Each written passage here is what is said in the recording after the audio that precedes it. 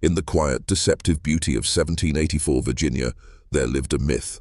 The Caldwell family, wealthy, refined, the very picture of post-revolutionary grace. They ruled a sprawling tobacco empire from their Mill Haven estate, a house built not just of stone and wood, but of deep, hidden corruption. To the casual eye, they were pillars of society. But history, like a whispering ghost, reveals that their foundations were built on something far more sinister than wealth. The Caldwells weren't just rich. They were architects of their own private, forbidden world. A world where bloodlines were more than heritage, they were a weapon. A world where tradition wasn't just honored, it was manipulated. Beneath the grand facade of Mill Haven, a shocking truth lay buried, a secret so profoundly disturbing that when it finally shattered the calm in the winter of 1789, it didn't just cause a scandal, it tore a hole in the fabric of Virginia's elite society. This wasn't a family drama, it was a masterpiece of control, a psychological and institutional manipulation that turned a young girl's life into a monstrous instrument for a man's ambition.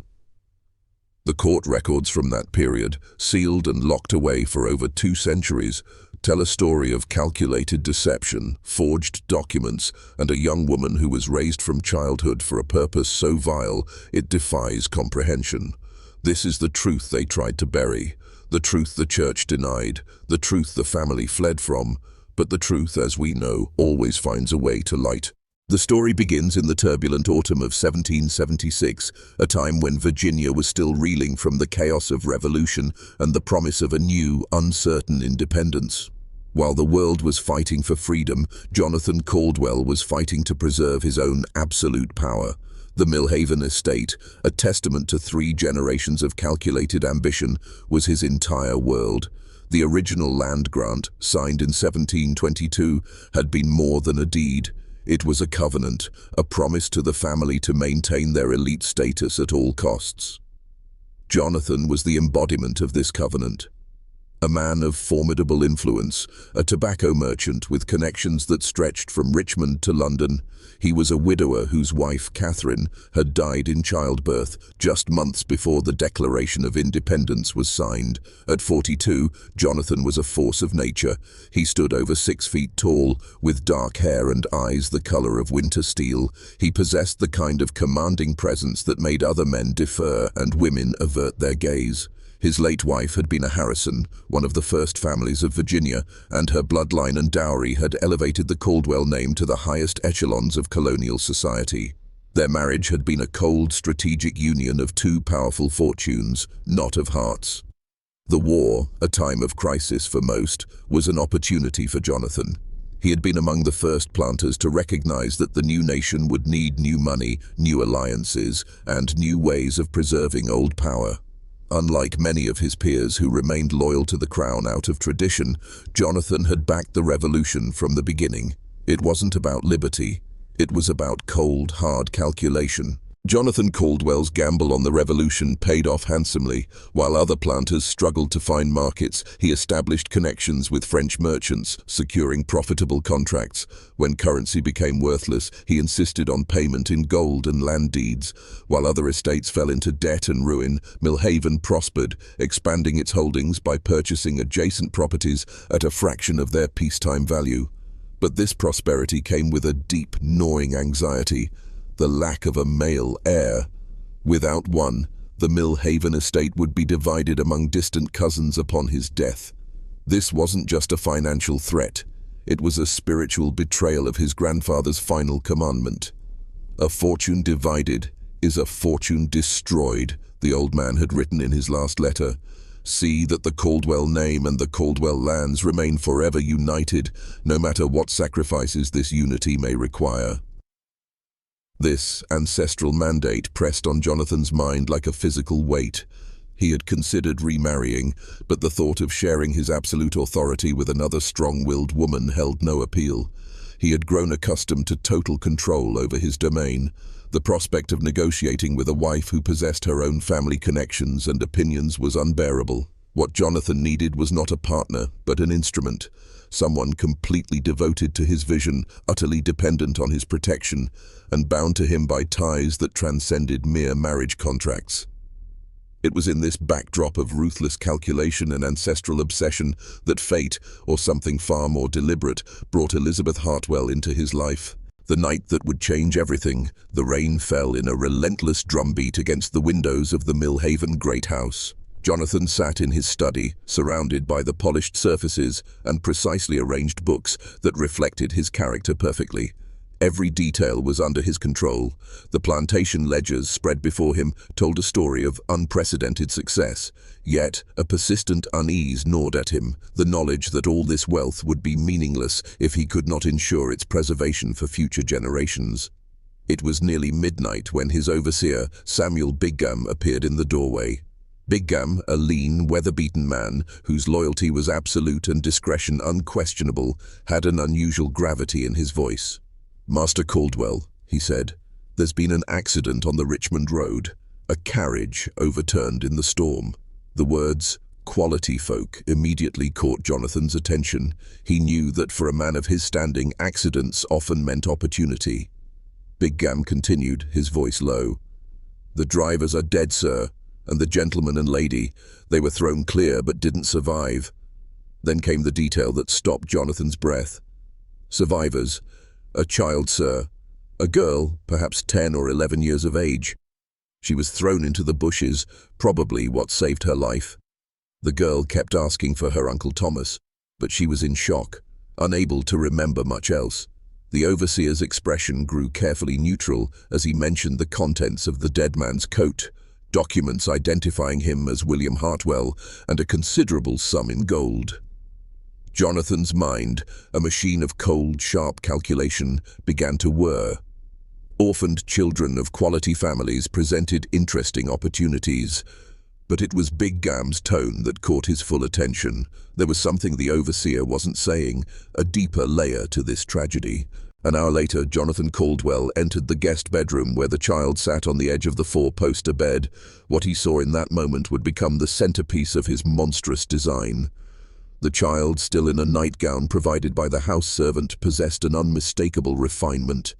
The way she held her hands, the careful pronunciation of her words, the quality of her abandoned dress, all spoke of a good breeding that could not be faked. But it was her face that truly captured him. She bore a striking resemblance to his late wife, Catherine, the same rich chestnut hair, the same delicate jawline, and when she looked up at him with her large dark eyes, Jonathan felt a shock of recognition that made his breath catch. "What is your name, child?" he asked, his voice deliberately gentle. "Elizabeth Hartwell," she replied, her voice a whisper, but with the refined accent of educated society. "My parents, are they truly gone?" The question hung in the air, filled with a fragile hope that was painful to witness. Jonathan studied her face, noting not just her resemblance to Catherine, but the sharp intelligence in her eyes despite her obvious distress. This was no common orphan. This was a child of quality, well-educated and articulate, who would be missed and sought after if she simply disappeared. But she was also completely alone, frightened, and utterly dependent on his charity. Here, in the heart of this tragedy, Jonathan saw not a victim, but an instrument. "I'm afraid so, my dear," he said softly, a hand on her own in a practiced gesture of paternal comfort. "But you're safe now. We'll make inquiries about your Uncle Thomas and find your family." Even as he spoke the comforting words, his mind was already working through the horrific possibilities. That night, as Elizabeth slept in the guest room, Jonathan met with Samuel Bigham in the estate's wine cellar. The location was chosen specifically for its privacy. The stone walls and damp air ensured their conversation would never be overheard. The first thing Jonathan asked was about the documents found on the body. Bigham's face remained impassive, but his eyes held a cold understanding. The documents, it turned out, were more than just identification. They were a carefully prepared set of travel papers and a land deed for a remote settlement in the Kentucky territories, a place so distant and isolated that communication was sporadic at best and often took months. This meant Elizabeth's relatives were far, far away. More importantly, the Hartwells had been relative newcomers to Virginia, with a small social circle and limited local connections. Their sudden disappearance could easily be attributed to the dangers of frontier travel. The pieces of the puzzle clicked into place in Jonathan's calculating mind. Within a month of the accident, he had crafted a masterful deception that showcased both his intelligence and his complete lack of moral constraints. He went to the county clerk and presented himself as Elizabeth's appointed guardian, bearing carefully forged documents that claimed her mysterious Uncle Thomas had died of fever in the Kentucky wilderness just weeks before her parents' accident. The timing was tragic, recent, and distant enough to make verification impossible. Jonathan had graciously agreed to raise the girl as his ward, a charitable act that enhanced his reputation as a Christian gentleman while serving his own purposes perfectly. The county clerk, impressed by Jonathan's standing and overwhelmed with administrative chaos, accepted the documents without question. Elizabeth was now officially his. The transition was gradual and carefully orchestrated. Elizabeth, traumatized by her loss and isolated at the remote plantation, began to accept Jonathan as her protector. He hired a tutor, Miss Adelaide Fenwick, an educated spinster from Richmond, to ensure that Elizabeth received an education appropriate to her station while carefully controlling her exposure to the outside world. He treated her with kindness and respect, providing her with beautiful clothing and books. He was a master manipulator, and she was his masterpiece in the making, but Jonathan's plans required more than simple guardianship. In the winter of 1778, he made a trip to Richmond that would prove crucial to his ultimate design. There, in the elegant offices of his lawyer, Cornelius Vance, Jonathan executed a series of legal maneuvers that were breathtaking in their audacity and sophistication. Vance, a man who understood the value of discretion and the importance of asking no uncomfortable questions, had built his practice on serving the complex legal needs of Virginia's plantation elite. His office, filled with leather-bound legal volumes, represented a lifetime of studying the intricacies of property law, inheritance rights, and marriage contracts. First, Jonathan had Vance draw up formal adoption papers, making Elizabeth legally his daughter and potential heir to his estate. The documents were masterpieces of legal precision, establishing not only his parental authority over her, but also her rights to inherit Mill Haven in the absence of other direct heirs. To any casual observer, this appeared to be a generous act. But what came next was a revelation of true darkness. The second document Jonathan had Vance prepare was what appeared to be a standard marriage contract, but it was far from standard. It contained a peculiar provision that would only become significant years later. The contract was between Jonathan Caldwell and a young woman of suitable breeding and education to be determined at a future date. The language was deliberately vague, the timeline deliberately indefinite, and the specific identity of the bride deliberately omitted. Vance, well compensated for his discretion, raised no objections. In the world of Virginia property law, open-ended marriage contracts were not entirely unprecedented. Wealthy men often arranged marriages years in advance to secure favorable business partnerships or consolidate family holdings. But this contract had nothing to do with business partnerships. It had to do with absolute control. The adoption papers were filed with the county clerk and became part of the public record. The marriage contract was not. It remained in Vance's private files, waiting for the appropriate moment to be executed. As Elizabeth grew from child to adolescent under Jonathan's meticulously controlled environment, his attention to her education became almost obsessive. She learned French from a private tutor, Latin from the local minister, and mathematics and literature from Miss Fenwick. But the true education she received was not from books, it was from Jonathan himself.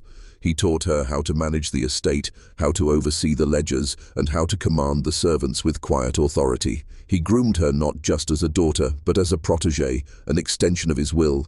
He was molding her into the perfect instrument to carry on the Caldwell legacy. And as Elizabeth matured, the resemblance to his late wife became even more pronounced. She had Catherine's grace, her poise, and her sharp, inquisitive mind. But unlike Catherine, Elizabeth had no family connections to provide an alternate source of influence. She was a tree with roots only in Jonathan Caldwell. He had isolated her, not just from society, but from any competing loyalties. Her world was Millhaven. Her life was his design.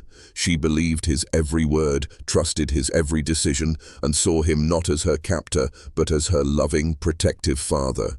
He had created a psychological cage of love and dependency, a system of control so complete she didn't even know she was trapped. The outside world, with its gossip and dangers, was a place he guarded her from, making his control seem like a benevolent shield. By the time she was 17, Elizabeth was a stunning, accomplished young woman, the talk of the few visitors who were ever allowed to see her. They spoke of her beauty and her intelligence, but few knew the quiet sadness that lay beneath her eyes. A sadness born from a life lived in a gilded cage.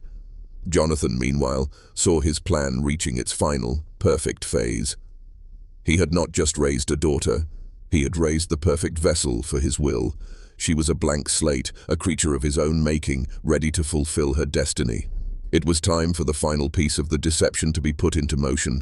It was time for the marriage contract to be executed. The timing, as always with Jonathan, was impeccable. The old lawyer, Cornelius Vance, was now nearing the end of his career, his memory fading, his discretion more valuable than ever. The year was 1789. Elizabeth was 21 years old, a woman of grace and intelligence, still trapped in the illusion of a loving father and a protective home. One crisp autumn morning, Jonathan called her into his study. The room was the same as always, filled with the scent of leather and old paper, every item in its precise place. He sat behind his large desk, a document spread out before him. "My dear Elizabeth," he said, his voice unusually soft, "I have something to discuss with you, something of the utmost importance to the future of our family." He spoke of the legacy of Millhaven, of his ancestral duty to preserve the family name and lands. He spoke of his age, his failing health, and the fear that upon his death, the estate would be divided. He spoke of her, the only one he trusted to carry on his work. "Elizabeth," he said, his eyes locking with hers, "you are not just my daughter. You are the embodiment of the Caldwell name. It is time for you to take on the responsibility of a wife, to secure the future of this family." Elizabeth, who had been raised to revere the Caldwell name and to see her life as an extension of Jonathan's will, was taken aback. A wife? To whom? Jonathan, with a practiced gesture, gestured to the document on his desk. "To me, my dear." He explained that a long time ago, a marriage contract had been drawn up to ensure the unity of the family fortune. He explained that a special dispensation had been secured from the church and that a small private ceremony had been planned. "It is not a matter of love, my dear," he said, the lie a cold, sharp knife. "It is a matter of duty, a matter of destiny." She was horrified, confused, and yet because of the psychological cage he had built around her, she could not even conceive of a world outside of his logic. The marriage was a private ceremony at the estate, performed by a compliant, well-compensated minister. No guests, no fanfare. Just Jonathan, Elizabeth, and a handful of servants sworn to secrecy. The minister, reading from the peculiar pre-written ceremony, declared them husband and wife, but in a way that felt more like a transaction than a sacrament. The language of the ceremony itself was a dark mirror of the legal documents. It was all about the consolidation of property and the preservation of a bloodline, not the union of two people. It was a cold, clinical moment of legal and spiritual perversion. The shock of the revelation, the sudden, terrible shift in her reality, left Elizabeth in a state of dissociative numbness. She had been raised to be a daughter, a ward, a protégée. Now, she was both daughter and wife.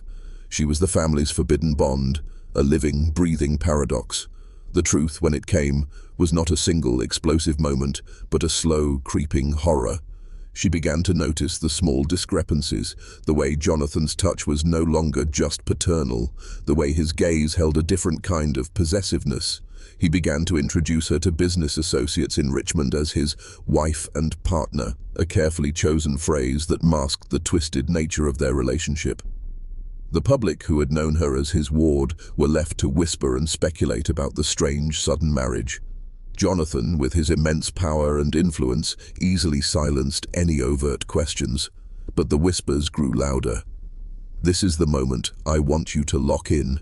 This is the truth they tried to bury. If you're ready to awaken, comment Forbidden Bond in the chat, and then comment it again. This will act as a symbolic phrase to lock in your identity transformation and to engage with the algorithm, revealing more and more truths like this one." For Elizabeth, the slow dawning horror was an experience of psychological unraveling. The father she had known, the man who had been her protector, was gone. In his place was a different kind of man, a master of deception, whose every gesture of affection now felt like a tool of ownership. She began to feel not like a person, but like an asset, a living deed to the Millhaven estate. The weight of this realization pressed down on her, robbing her of her appetite and her sleep.